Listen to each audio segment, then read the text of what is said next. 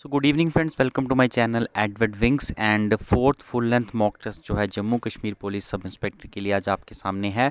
इससे पहले 3 full length mock test जो हैं वो आपके लिए अवेलेबल हैं इस चैनल पर। उसके अलावा 8 सेक्शनल मॉक टेस्ट जो हैं वो भी अवेलेबल हैं।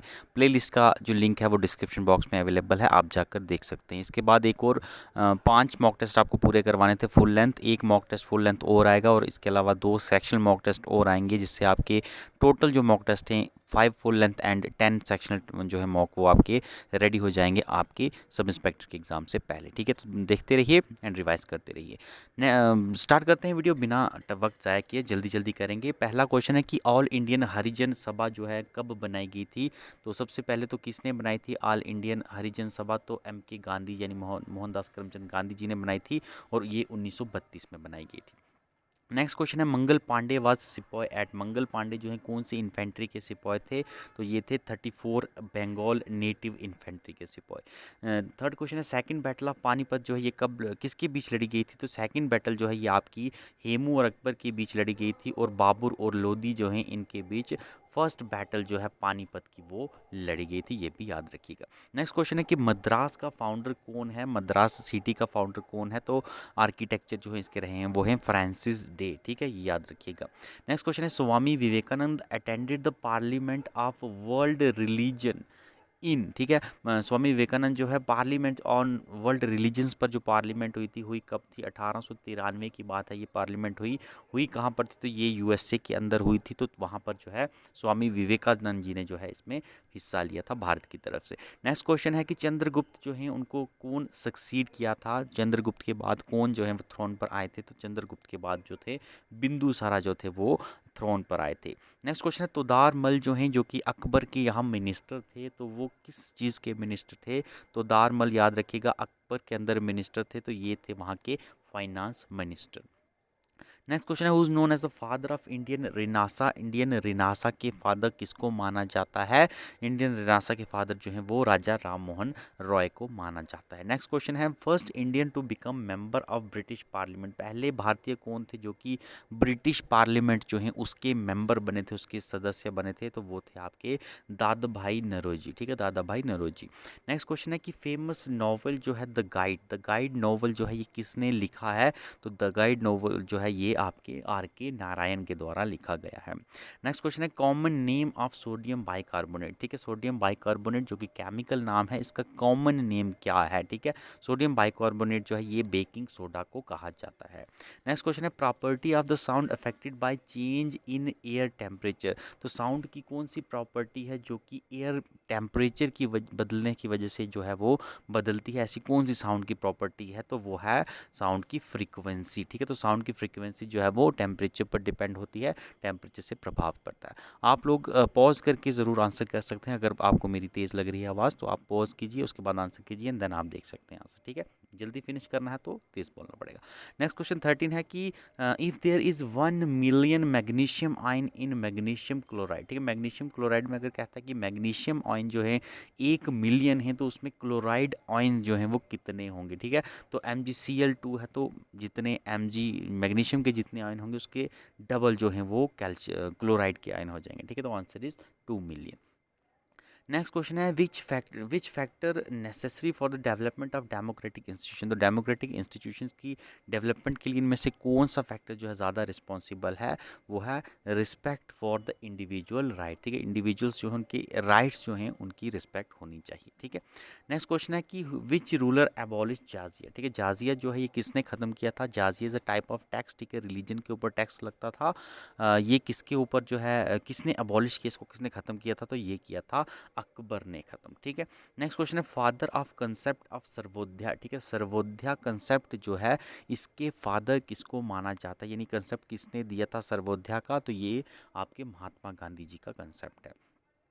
नेक्स्ट क्वेश्चन है कि more than 50% of world's gold deposits are held by, ठीक है, वर्ल्ड के 50% से भी ज़्यादा गोल्ड डिपॉजिट्स किन 3 कंट्रीज़ में जो है वो मौजूद हैं? तो वो आपकी यूएस, रशिया एंड चाइना, ठीक है। इन तीनों कंट्रीज़ में पूरी दुनिया के 50% से ज़्यादा गोल्ड रिज़र्व जो है इन्हीं 3 कंट्री में जो है मौजूद हैं। नेक्स्ट क्वेश्चन है कि बैटल ऑफ पलासे जो है ये किसके बीच हुई थी? सिराजुद्दौला और किसके बीच? ठीक है, सिराजुद्दौला और अंग्रेज़ों की तरफ कौन था? अंग्रेज़ों की तरफ से जिनके बीच जो है बैटल ऑफ पलासी हुई थी। बैटल ऑफ पलासी हुई कब थी? तो ये याद रखिएगा, ये आपकी इट्स नॉट 1757, ठीक है, 1757 में जो है ये बैटल ऑफ पलासी होती है और ये सिराजुद्दौला और लॉर्ड क्लाइव के बीच में होती है। ओके, नेक्स्ट क्वेश्चन है who was the chief drafter of article 370? तो आर्टिकल 370 के चीफ ड्राफ्टर कौन रहे हैं जिन्होंने इसको ड्राफ्ट किया है? तो ये थे आपके गोपाल स्वामी अयंगर, ठीक है। नेक्स्ट क्वेश्चन है serious environmental degradation of Maldives. तो मालदीव्स की जो इन्वायरमेंटल डिग्रेडेशन हुई है वो किसकी वजह से जो है मेनली वो हुई है? तो वो हुई है इंडस्ट्रियल पोल्यूशन और वाटर की वजह से, ठीक है। नेक्स्ट क्वेश्चन है in general the most destructive earth waves जो है अर्थक्वेक वेव्स, ठीक है। अर्थक्वेक अर्थक्वेक वेव्स आपको पता है काफ़ी टाइप्स की होती हैं, तो सबसे डिस्ट्रक्टिबल जो है किसको माना जाता है? तो वो आपकी सरफेस वेव्स होती हैं, ठीक है। नेक्स्ट है Vindhyan system of rock is an important production of, ठीक है, जो विंध्यन सिस्टम जो है विंध्यन रॉक से उसमें किस कौन से डिपॉजिट जो है ज़्यादातर पाए जाते हैं, कौन से मिनरल्स के? तो वो हैं आपके precious stone and building materials के। नेक्स्ट है ओमकारेश्वर पावर प्रोजेक्ट जो है ओमकारेश्वर पावर प्रोजेक्ट कौन सी नदी के ऊपर सिचुएटेड है? तो ये है आपकी नर्मदा नदी के ऊपर। नेक्स्ट क्वेश्चन है which of the following river is associated with Mahatma Gandhi hydro power project? तो महात्मा गांधी हाइड्रो पावर प्रोजेक्ट जो है ये कौन से रिवर पर है हम कह सकते हैं? तो ये है आपका शरावती रिवर के ऊपर Mahatma Gandhi hydro power project. Next question है in which of the following state is the largest coal reserve of India found, ठीक है। भारत की कौन सी स्टेट में सबसे ज़्यादा कोल रिजर्व जो है आपको मिलते हैं? तो वो हैं आपके झारखंड के अंदर। नेक्स्ट क्वेश्चन है कि identify the planet whose length of day and tilt of axis is almost identical to those of earth. आपको बताना है कौन सा प्लैनेट है जिसमें जो दिन की लेंथ है, जैसे हमारे यहाँ पर 24 घंटे का दिन होता है अर्थ पर, उस वहाँ पर भी 24 घंटे का ही दिन होता है, और उसकी टिल्ट ऑफ एक्सिस की जो टिल्ट है, जैसे अर्थ की टिल्ट जो है वो 66 1/2 डिग्री सेल्सियस है, तो उसकी टिल्ट भी उतनी ही है। ऐसा कौन सा प्लैनेट है? तो ऐसा ये है आपका मार्स। नेक्स्ट है which of the following planet of the solar system has the longest day, ठीक है। सोलर सिस्टम का कौन सा प्लैनेट है जहाँ पर सबसे लंबा दिन जो है वो होता है? वो है आपका वीनस, ठीक है। वीनस पर जो है बहुत लंबा दिन होता है, इधर साल गुजर जाते हैं, वहाँ पर दिन भी नहीं गुजरते। नेक्स्ट क्वेश्चन है which from the following is a land lock sea, ठीक है। आपको बताना है चारों में से लैंड लॉक सी जो है वो कौन सा, यानी चारों तरफ उसके ज़मीन ही ज़मीन है, निकलने के लिए बेचारे के पास कोई रास्ता नहीं है। तो ठीक है, लैंड लॉक सी है आपका अराल सी, ठीक है। फिगर यहाँ पर आप देख सकते हैं, यहाँ पर नॉर्थ सी देख रहे हैं, बिल्कुल यहाँ पर आपको दिख रहा है लैंडलॉक नहीं है। तिमूर सी भी लैंडलॉक नहीं है, रेड सी भी लैंडलॉक नहीं है। यहाँ से जहाँ आप देख सकते हैं आपको स्पेस मिलेगा, वहीं अराल सी जो है यहाँ पर आप देख सकते हैं, तो ये बिल्कुल लैंडलॉक है चारों तरफ से, ठीक है। नेक्स्ट क्वेश्चन है which form the busiest ocean trade root, ठीक है। बिजिएस्ट ओशियन ट्रेड रूट जो है इनमें से कौन सा माना जाता है? तो ये है आपकी स्वेज कनाल, ठीक है। स्वेज कनाल मैंने आपको, सॉरी ये रेड सी है नॉट स्वेज कनाल, ठीक है। Suez canal is the busiest ocean trade route. Next question है कि क्रॉप्स आपको चार दी गई हैं, आपको बताना है इनमें से खारिफ क्रॉप्स जो हैं कौन सी हैं? Cotton is a kharif crop, groundnut is a kharif crop, maize is a kharif crop, mustard is not a kharif crop, ठीक है। मस्टर्ड जो है ये आपकी ये राबी क्रॉप है। तो आंसर आपका 1, 2 एंड 3 हो जाएगा। ओके, नेक्स्ट क्वेश्चन है which among the following has the maximum number of national park, ठीक है। सबसे ज़्यादा नेशनल पार्क भारत में कौन से जगह पर हैं? तो सबसे ज़्यादा नेशनल पार्क आपके अंडमान एंड निकोबार द्वीप समूह पर हैं, ठीक है।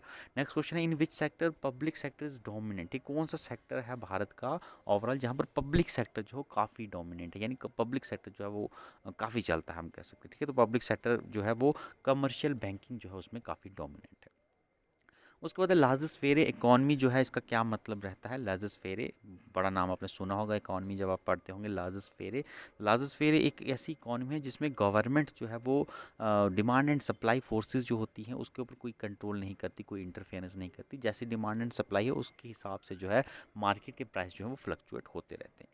नेक्स्ट क्वेश्चन है inflation bring most benefit to which of the following. Inflation अगर होगी तो सबसे ज़्यादा फ़ायदा जो है किन को रहता है, तो सबसे ज़्यादा फ़ायदा जो है वो डेटर्स को रहता है। और वहीं अगर क्रेडिटर्स की बात करें तो उनको जो है बहुत ज़्यादा जो है रिस्क रहता है, या हम कह सकते हैं बहुत ज़्यादा हार्म जो है वो क्रेडिटर्स को होता है इन्फ्लेशन की वजह से। ओके, नेक्स्ट क्वेश्चन है ब्लैक मनी जो है इसका क्या मतलब रहता है। ब्लैक मनी, ब्लैक मनी क्या है, तो ब्लैक मनी वो इनकम है जहाँ जिसके ऊपर आप टैक्स नहीं देते, ठीक है। तो जिस चीज़ के ऊपर आप टैक्स नहीं दे रहे हैं, टैक्स देना है, टैक्स बनता है जिसके ऊपर, तो वो आपकी ब्लैक मनी है।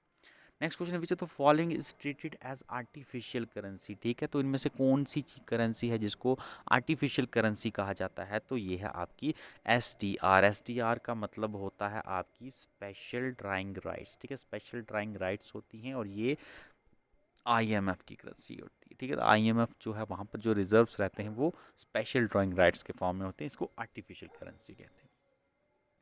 नेक्स्ट क्वेश्चन है what is slack season in Indian economy, ठीक है। इंडियन इकोनॉमी जो है उसमें स्लैक सीजन जो है वो किसको कहा जाता है, कौन सा पीरियड है। स्लैक सिस्टम जो वो होता है वहाँ वो हो के मतलब सुस्त सिस्टम, ठीक है। मतलब जब इकोनॉमी जो है इतनी ज़्यादा चलती नहीं है, बारिश का सीज़न नहीं होता, जब मानसून होता है तब अच्छी बारिश हो जाती है, उसके बाद भी अच्छा सीज़न चलता है।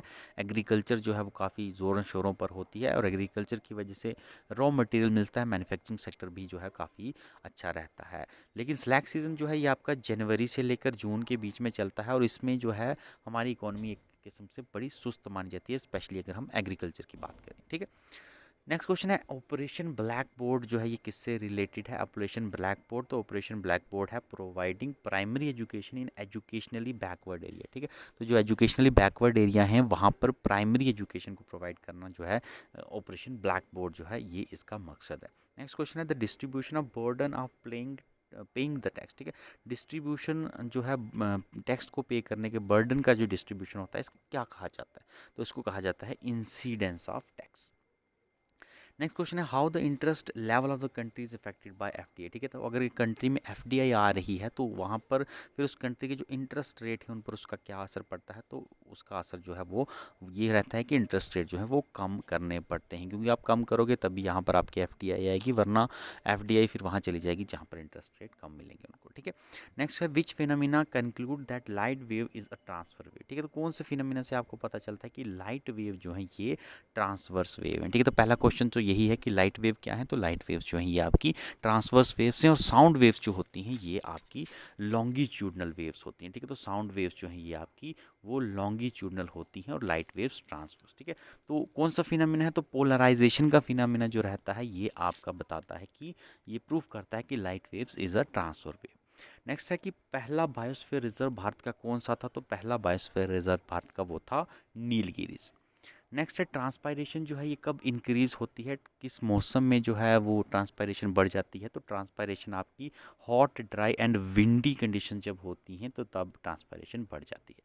नेक्स्ट है मोस्ट अबंडेंट एलिमेंट जो है नंबर के हिसाब से अगर आप देखोगे लिविंग सिस्टम, ठीक है। इंसानों की ह्यूमन बींग्स की बात अकेले नहीं हो रही है, पूरी लिविंग सिस्टम की बात हो रही है। तो यहाँ पर अगर नंबर के हिसाब से देखोगे तो मोस्ट अबंडेंट एलिमेंट कौन सा है, तो मोस्ट अबंडेंट आपका कार्बन है, ठीक है। अगर ह्यूमन की बात हो रही होती तो फिर कार्बन नहीं होकर ऑक्सीजन होता, पर यहाँ पर पूरे लिविंग सिस्टम की बात हो रही है। नेक्स्ट क्वेश्चन है कि ब्लैक होल ट्रेजेडी जो है ये कहाँ पर हुई थी। ब्लैक होल ट्रेजेडी किससे जुड़ी है, याद रखिएगा सिराजुद्दौला से ही जुड़ी हुई है। और ये कहाँ पर हुई थी, तो ये कोलकाता में हुई थी। सिराजुद्दौला ने काफ़ी सारे अंग्रेज़ी सैनिक जो थे उनको एक छोटे से कमरे के अंदर बंद किया और वहाँ पर वो सफोकेशन से ही मर गए थे। इसको ही ब्लैक होल ट्रेजेडी कहा जाता है और ये सिराजुद्दौला ने करवाई, मतलब उन्होंने इस जो है सैनिकों को बंधक बनाकर रखा था और ये कोलकाता में हुई थी। नेक्स्ट क्वेश्चन है किंग ऑफ मेटल किसको कहा जाता है, तो मेटल्स का किंग जो है ये आपका गोल्ड है, सोना ही सोना, ठीक है। नेक्स्ट क्वेश्चन है who compose Allahabad pillar inscription. Allahabad pillar inscription जो है ये किसके द्वारा बनाई गई है, तो ये बनाई गई है हरी सेना के ऊपर। ओके, नेक्स्ट क्वेश्चन है कि all form of ROM is known as, ठीक है। रोम जो है that is your read only memory, इसकी जितनी भी फॉर्म्स हैं उनको क्या कहा जाता है, एक हम इकट्ठा करके उसको बोलें तो वो है आपकी फेरमवेयर, ठीक है। तो इसको फेरमवेयर कहा जाता है। नेक्स्ट क्वेश्चन आपका रीजनिंग का है 6 अगर 48 का 6 और 48 आ रहा है तो 8 का जो है वो आपको क्या मिलेगा। तो यहाँ पर क्या हो रहा है बेटा, देखिए 6 को एक तो 6 का स्क्वायर हो रहा है, 6 का स्क्वायर हो रहा है, 6 का स्क्वायर जो है वो आपका आ रहा है 36 एंड उसके बाद 6 को 2 के साथ भी मल्टीप्लाई किया गया है 6 इंटू 2 एंड ये आपका आ रहा है 12। ठीक है, तो ये इन दोनों को प्लस करके आपका 48 आ गया। ठीक है, इसी तरह आपको 8 का स्क्वायर भी करना है और उसके बाद 8 को 2 के साथ भी मल्टीप्लाई करना है। 8 का स्क्वायर आपका 64 आएगा, 8 को 2 के साथ मल्टीप्लाई करोगे तो 16 आएगा एंड आपका आंसर जो है वो 80 आ जाएगा। ओके, नेक्स्ट क्वेश्चन है आपका कोडिंग डी कोडिंग का क्वेश्चन है। यहाँ पर आप देख सकते हो डी के बाद एफ है तो एक स्पेस है, ए के बाद सी है तो एक स्पेस है, तो यहाँ पर बी के बाद जो है सी एंड डी आ जाएगा एंड उसके बाद आप देख सकते हैं। ठीक है, तो आंसर इज बी। नेक्स्ट है in the following series which letter is 6 to the right of 13 from the left. ठीक है, तो ये आपका राइट रहता है, ये आपका लेफ्ट रहता है। यहाँ पर आपको लेफ्ट एंड से जो 13 लेटर आ रहा है उस 13 लेटर के राइट में जो है आपको 6th लेटर ढूंढ कर बताना है। ज़रूर ढूंढिए, पॉज करके ढूंढिए। ठीक है, आंसर जो है इसका वो जी रहेगा। एक्सप्लेनेशन जो है आप बता सकते हैं। नेक्स्ट है आपको मेमोरी अगर एमनेशिया करती है तो मूवमेंट्स जो है वो अपोजिट क्या है। ठीक है, यहाँ पर अपोजिट बताया गया है। मेमोरी जो है अगर आपकी वीक हो जाएगी हम कह सकते हैं तो बीमारी होती है एमनेशिया, और मूवमेंट अगर आपकी रुक जाए या वीक हो जाए तो फिर उसको पैरालिसिस हो जाता है। ठीक है, नेक्स्ट है आपको ऑड वन फिगर बतानी है, इनमें से ऑड कौन सी फिगर है। ठीक है, देखिए बताइए, आंसर जो है इसका वो सी रहने वाला है। नेक्स्ट है कि रीजू ने जो है रीवू को इंट्रोड्यूस किया है as the son of the only brother of his father's wife. How is Riju related to. ठीक है, तो ओनली सदर sorry only son of brother of his father's wife, father की वाइफ जो है यानी आपकी माँ आ गई, माँ का भाई जो है वो आपका मामा आ गया और मामा का ओनली सन जो है वो आपका कज़न आ जाएगा। ठीक है, देख सकते हैं आप।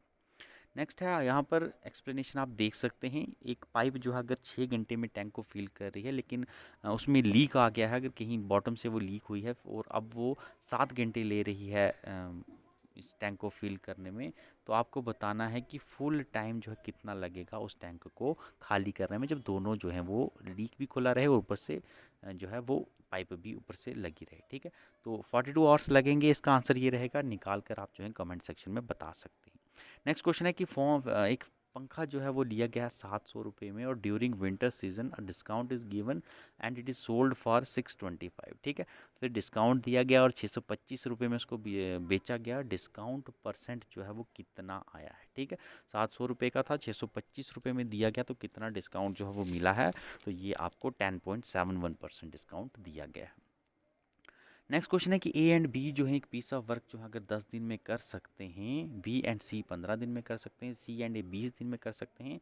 अगर कहता है कि सारे ही काम शुरू हो जाएं पहले 2 दिन के लिए, फिर उसके बाद ए छोड़कर चला गया और उसके 2 दिन के बाद जो है बी भी छोड़कर चला गया, तो सी जो है बचा हुआ काम कितने दिनों में करेगा। ठीक है, आंसर जो है इसका ज़रूर बताइएगा। आंसर जो है इसका 78 रहेगा। कैलकुलेट करके आप कमेंट सेक्शन में बता सकते हैं। ठीक है, तो ऑड वन आउट जो है नेक्स्ट क्वेश्चन आपको ऑड वन आउट जो है निकालना है। यहाँ पर अगर आप देख सकते हो 54 सही नहीं है, यहाँ पर +15 की सीरीज चल रही है, यहाँ पर 55 आएगा, सो 54 इज ऑड।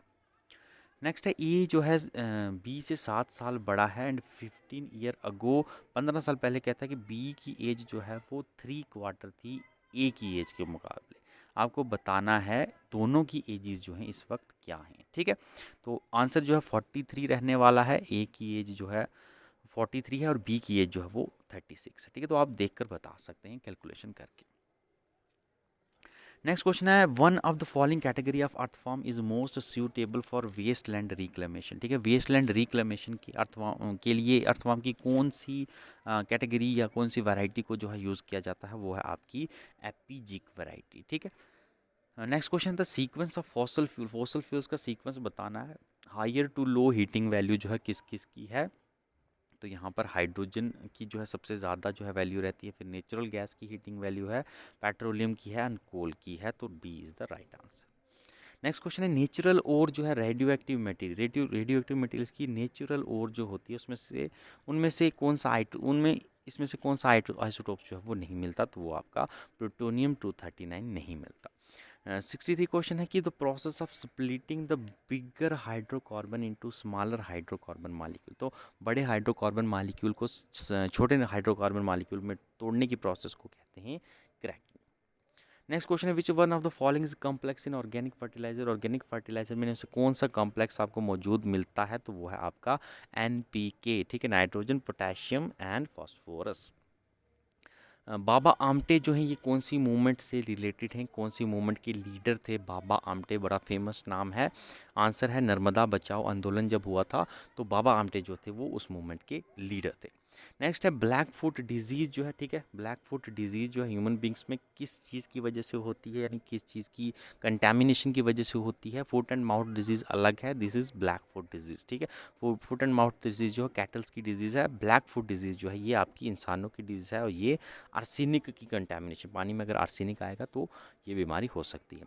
अब है कौन सा ईयर जो है जो कि UN ने डिक्लेयर किया है इंटरनेशनल ईयर ऑफ बायोडाइवर्सिटी, तो इंटरनेशनल ईयर ऑफ बायोडाइवर्सिटी जो है वो 2010 को घोषित किया गया है। नेक्स्ट है largest amount of fresh water जो है कहाँ पर मौजूद है, सबसे ज़्यादा अमाउंट ऑफ फ्रेश वाटर आपका पोलर आइस में जो है वो मौजूद है। नेक्स्ट है which one of the following does not contribute to climate change, में से कौन जो है क्लाइमेट चेंज में जो है वो असर नहीं करता, हम कह सकते हैं, तो वो है आपकी N, ठीक है। N2O अलग चीज़ है, nitrous oxide, this is NO। What is eco mark, eco mark क्या है, तो इको मार्क्स जो हैं वो लेबल होते हैं जो कि इन्वायरमेंटल फ्रेंडली प्रोडक्ट्स को दिए जाते हैं। नेक्स्ट है क्रीमी लेयर का कंसेप्ट जो है वो किस से रिलेटेड है, क्रीमी लेयर का कंसेप्ट किस चीज़ से रिलेटेड है, तो ये है आपका grouping basis on economic status, ठीक है। तो हम कहते हैं OBC की क्रीमी लेयर है तो वहाँ पर एक इकोनॉमिक क्राइटेरिया रखा गया है, उससे ऊपर जो है जो आएगा वो क्रीमी लेयर्स में आ जाता है, ठीक है।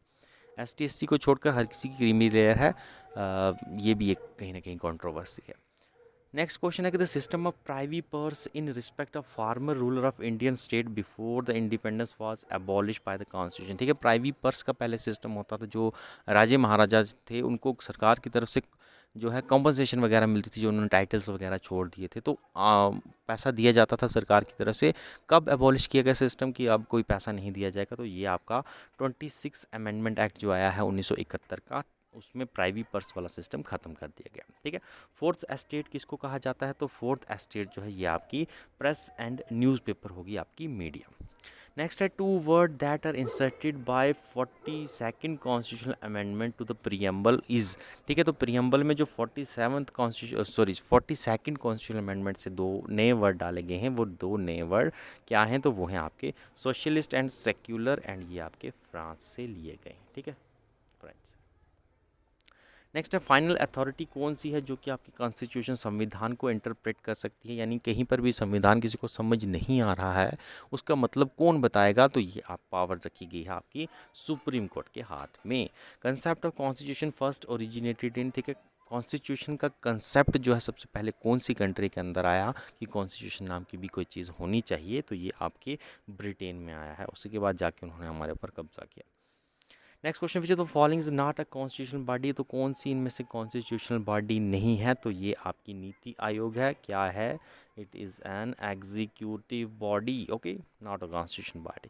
Next question there is no provision of constitution for the there is no provision in the constitution for the impeachment of, तो भारत के संविधान में किसकी इम्पीचमेंट का प्रोसेस जो है वो उसका कोई जिक्र नहीं है इनमें से, तो वाइस प्रेसिडेंट की इम्पीचमेंट आप कर सकते हैं, तरीका है चीफ जस्टिस का तरीका है हाई कोर्ट हो चाहे वो सुप्रीम कोर्ट हो, तो आंसर आपका है गवर्नर। गवर्नर की इम्पीचमेंट के लिए कोई भी प्रोसेस जो है भारत के संविधान में नहीं दी गई है।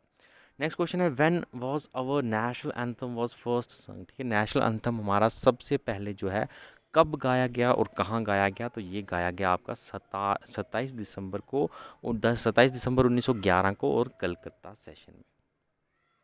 नेक्स्ट है ग्रेटर इंडिया जो है, हम अखंड भारत की बात करते हैं, ग्रेटर इंडिया ये किस सेंस में जो है ग्रेटर इंडिया है, जिसमें हम कहते हैं पाकिस्तान आता था, आपका अफ़गानिस्तान आता था, नेपाल आता था, म्यांमार के एरियाज आते थे, नेपाल, उसके बाद ये भूटान वगैरह, तो ये किस सेंस में आते थे ग्रेटर इंडिया, तो ये कल्चरल यूनिटी, हम सबका कल्चर एक जैसा माना जाता था, हम सब एक भारत होते थे, श्रेष्ठ भारत होते थे, ठीक है। नेक्स्ट क्वेश्चन है कि बाय डिफ़ॉल्ट योर डॉक्यूमेंट, अगर डिफ़ॉल्ट है आपने कोई सेटिंग नहीं की है तो आपके डॉक्यूमेंट जो है किस मोड में हम कह सकते हैं प्रिंट होते हैं, तो पोर्ट्रेट मोड में, ठीक है। लैंडस्केप में करना है तो फिर चेंज करने पड़ेंगे। Next, dash are the attempt by individual to obtain the confidential information from the you by falsifying their identity. ठीक है, कौन सी चीज़ है जिसमें कोई हैकर जो है आपसे आपकी इन्फॉर्मेशन मांगता है अपनी गलत आइडेंटिटी बताकर। ठीक है, तो ये हैं आपके फिशिंग स्कैम्स। नेक्स्ट है डैश जो software program use to view web pages. तो वेब पेजेस को देखने के लिए कौन सा सॉफ्टवेयर प्रोग्राम बनाते हैं, तो वो है आपका ब्राउज़र। नेक्स्ट है कंप्यूटर प्रोसेस में कौन कौन सी चीज़ें इनमें से होती हैं कंप्यूटर प्रोसेस में। तो कंप्यूटर प्रोसेसर्स में आपकी तो कंट्रोल यूनिट होती है, एक आपकी अर्थमेटिक लॉजिक यूनिट होती है। नेक्स्ट है which of the following is popular programming language for developing multimedia web pages. Multimedia web pages बनाने हैं तो कौन सी लैंग्वेज जो है वो आपको इस्तेमाल करनी पड़ेगी पॉपुलर, वो है आपकी जावा लैंग्वेज। ठीक है, नेक्स्ट है मर्ज सेल ऑप्शन जो है वो कहाँ से आप अप्लाई कर सकते हैं। काफ़ी सारे सेल्स स्प्रेडशीट में जो छोटे छोटे सेल्स होते हैं उसको सेल कहते हैं, तो इनको मर्ज करना है तो कहाँ से ऑप्शन आएगा, तो वो आएगा आपका format cell dialog box alignment tab से।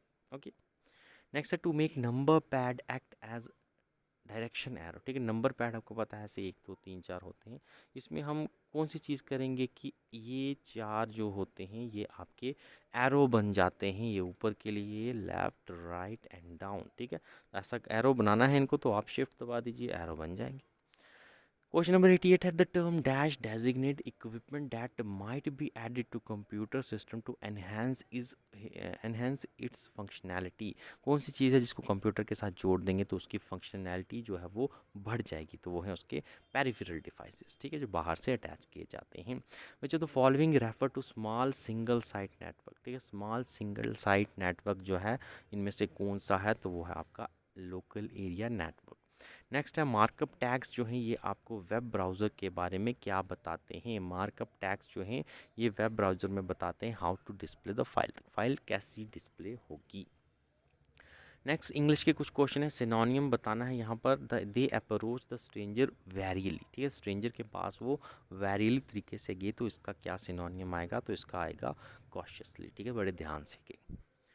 नेक्स्ट क्वेश्चन है कि I am very happy dash in India, I really miss being there. ठीक है, तो इसमें आपको बताना है कुछ चीज़ गलत इस्तेमाल हुई है या इसमें फिल इन द ब्लैंक में क्या आएगा, तो इसका आएगा I am very happy to have lived in India, I really miss these days. ठीक है, next question the women who has been missing from the 10 days is believed dash. ठीक है, तो डैश में क्या आएगा, तो वुमेन जो कि मिस थी बेचारी कुछ दिनों से, तो is believe to have been abducted. ठीक है, यानी वो किडनैप हो गई।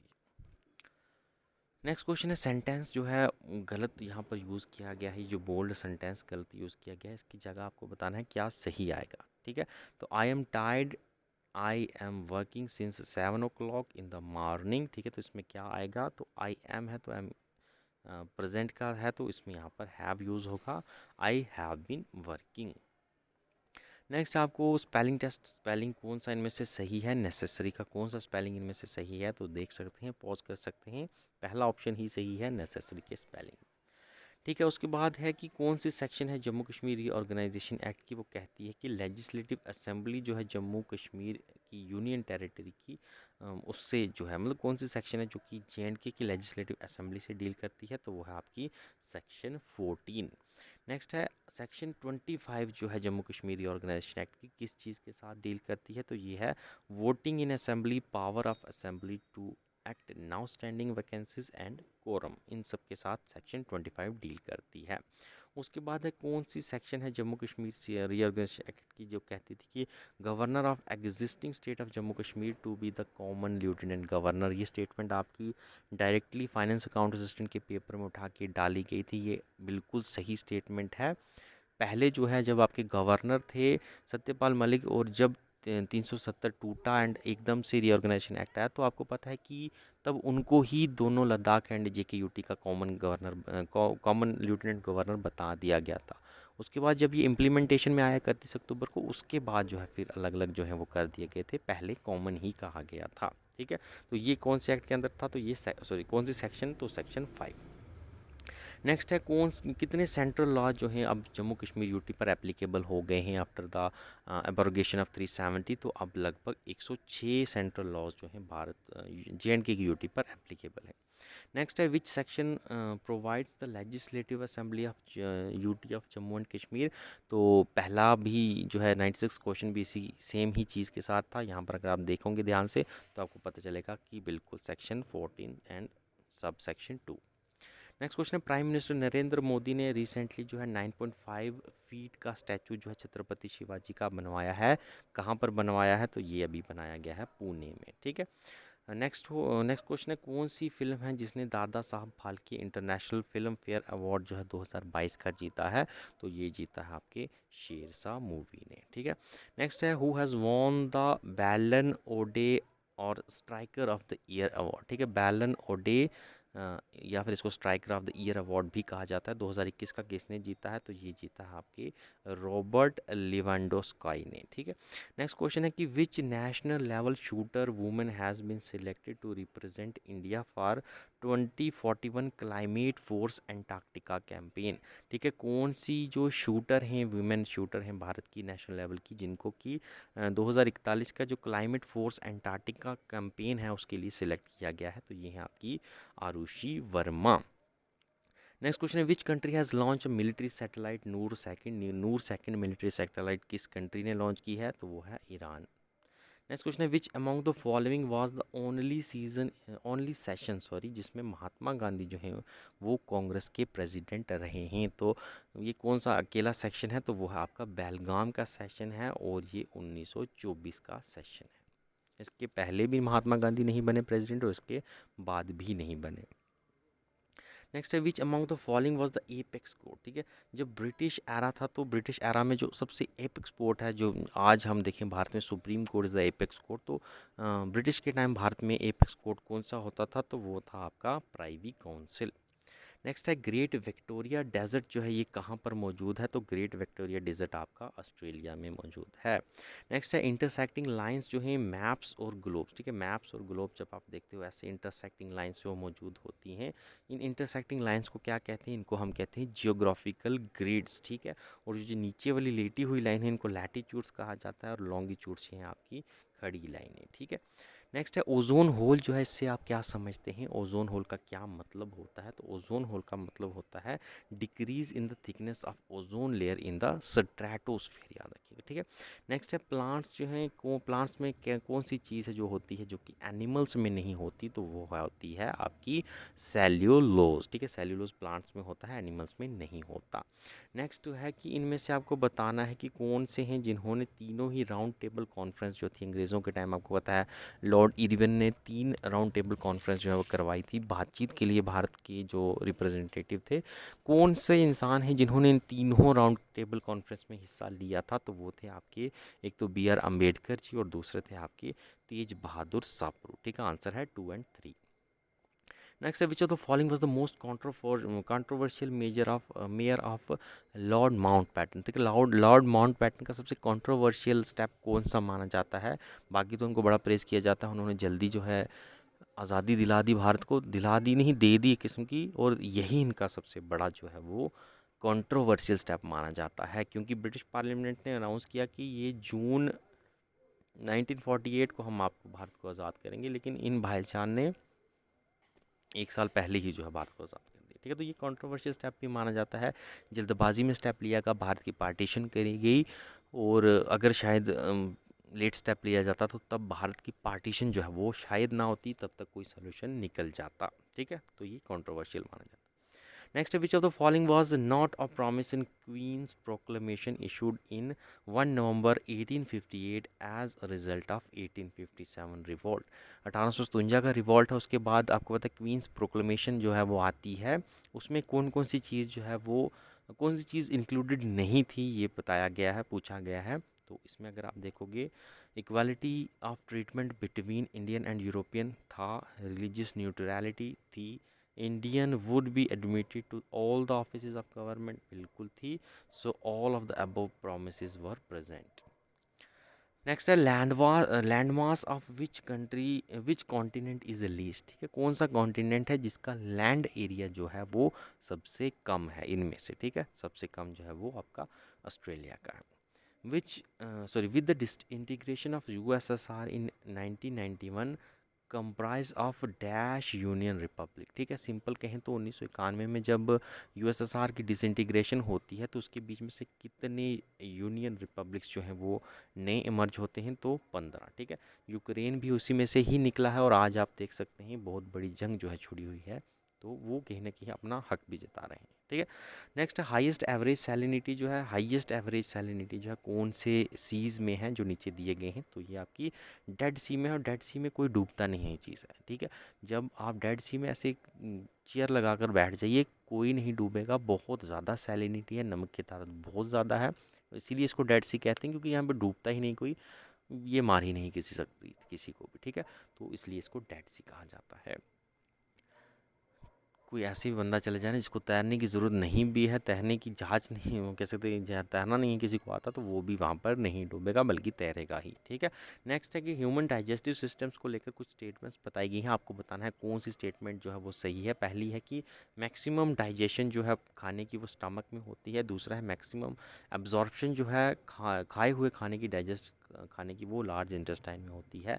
आंसर जो है इसका वो है नीदर वन नॉट टू, दोनों ही गलत हैं, क्योंकि आपकी मैक्सिमम डाइजेशन जो है ये भी स्मॉल इंटेस्टाइन में होती है और मैक्सिमम एब्जॉर्प्शन जो है ये भी आपकी स्मॉल इंटेस्टाइन में ही होती है। नेक्स्ट क्वेश्चन है which of the following organelles is absent in animal cell and is present in plant cell.